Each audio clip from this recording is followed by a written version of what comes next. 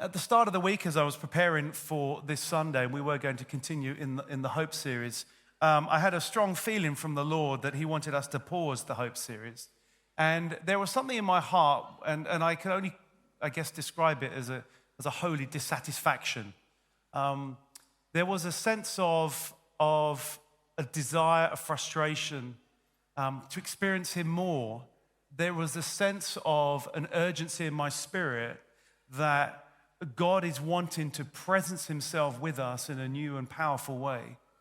And that there are times where we need to just push things aside and change the agenda and just hand it over to Him in a fuller way, I guess, and just say, Lord, I've got no idea what we're going to do, but You do. And that's really what's happening this morning. I have no plan. Sorry about that. But the good news is God does have a plan. And we just want to create space for Him. And so in a moment, I'm going to invite some people up. We're going to have some words, and we're going to see how the Lord wants to minister to us. But before we do that, I want to just frame things by looking at a section of Scripture from Song of Solomon. And the Song of Solomon is a beautiful book in the Old Testament. And it's a prophetic book. It talks about a bride and the bride's lover. But really what it's talking about is the bride being the church. In fact, it's a Shulamite bride, and Shulamite was a Gentile. So this is the church, and the lover being Christ. And this was something that in Space on Tuesday, for those of you who were at Space, we started our meeting by looking at this.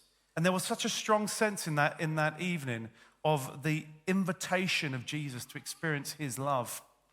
And as I was praying and thinking through, and I was speaking to some people this week, I was chatting to the wonderful Eric Turner, Eric and Janine, who have been members of our church for a very long time, and faithful servants of the Lord.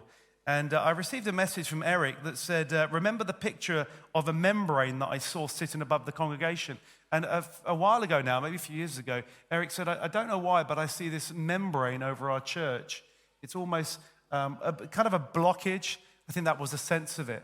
And then he said this, well, it seems that the membrane has gone. The membrane was blocking God from pouring His love into us. It was pouring over us instead, missing the spot and running in all directions away from us. He wants us to open up unconditionally to allow His love to fill us up.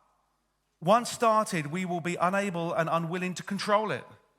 He will continue to fill us up, and the love He fills us with will be like nothing we have ever experienced. We will be able to share His love, and it will never run out. People may think they know this. They have never experienced this before. This is love like no other. I believe this prophetic word is of the Lord for this season, and I've spoken to many others who have got this sense that there is something the Lord is doing afresh and anew.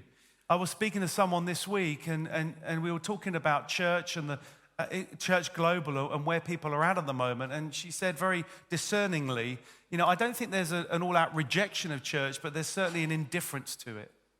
And I think we would do well ourselves to ask ourselves the question, is there an indifference in my heart? I love church. I love what we do here. And, we are called to come together. In the Bible, church, the Greek word is ecclesia. That means the coming together of His people. The church is you. I said that at the start of the service.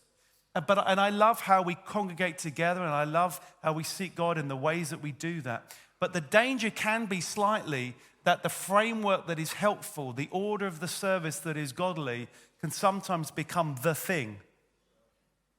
Can sometimes become what we seek, and the experience of the great worship and the great donuts and the talk from the front can sometimes parade itself as the thing. But it's not the thing. The thing is His presence, encountering His presence.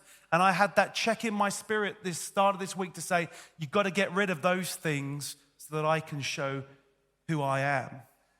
And I had a word from Fred and Elizabeth, who were up on the screen. He said this, I feel like the Lord is saying, give me more space. I need more space to reveal my power, my character, my love. Give me more space to manifest my glory amongst my people. And that's what we're endeavoring to do by the grace of God and by His help, is to create space. But as I continue to frame it, I want to read Song of Solomon to you. It says this is the bride adores her beloved. And so you've got the bride who represents the church, and you've got the beloved. The voice of my beloved, behold, he comes. So this is the lover, this is the bride speaking. The voice of my beloved, behold, he comes, leaping over the mountains, bounding over the hills. Do you see that sense of eagerness of Christ to come and presence himself with us? Do you see the energy by which Jesus is wanting us to experience him?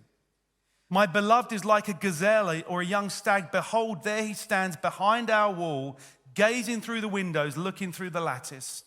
My beloved speaks and says to me, listen, this is Jesus speaking to you right now. Please hear my heart. These are the words of Jesus into your heart this morning. Arise, my love, my beautiful one. Yes, you are beautiful to him. And come away. Where from? From the distractions of this world. Where from? From the sin that so easily entangles us. Where from? The distractions of Babylon, the wealth and the riches of this world. Where from? From the indifference that we fall into. Come away, for behold, the winter is past, the rain is over and gone. Listen, Jesus is declaring, I believe the word of the Lord is saying in this season, there is a new season that is coming. The winter, the struggle, the difficulty, the hardship, the Lord is declaring in this season that is passing. The winter is gone, the rain is over and gone. Why? Because the flowers are now appearing on the earth. What does that speak of? New life. It speaks of a blossom. It speaks of freshness. And I believe the Lord in this season is declaring that the flowers are going to blossom in this place and in your lives. The time of singing has come, and the voice of the turtle dove is heard in our land. The fig tree ripens its figs, and the vines are in blossom.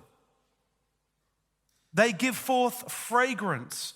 Arise, my love, my beautiful one, and come away, O my dove.